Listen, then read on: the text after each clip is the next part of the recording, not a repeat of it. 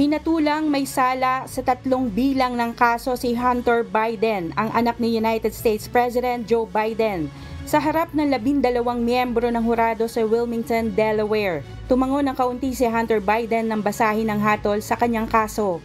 Hawak naman ni First Lady Jill Biden at asawa nitong si Melissa ang mga kamay nito sa pag-alis nila sa korte.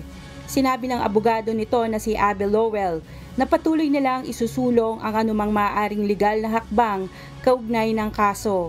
May isa pang kasong hinaharap si Hunter sa California ukol sa buwis.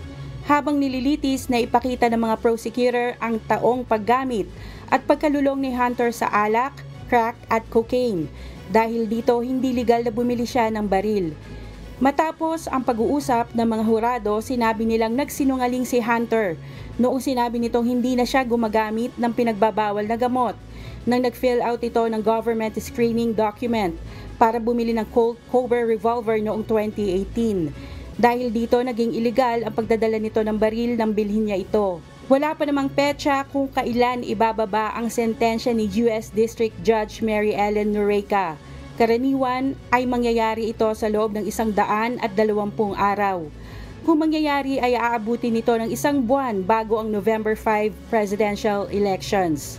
Sinabi naman ni President Biden na tinatanggap nito ang naging hatol sa kaso at irerespeto ang proseso habang kinukonsidera ang pagpapasa ng appeal ng kanyang anak. Agad naman nitong niyakap ang anak paglapag ng helicopter ng Pangulo sa Delaware, ilang oras matapos ilabas ang hatol. Maaaring makulong ng 15 hanggang 21 buwan si Hunter Biden, ngunit maaaring mapaikli ito kung susunod sa kondisyon ng preterm release. Kath Carriedo, humahataw sa balita ngayon.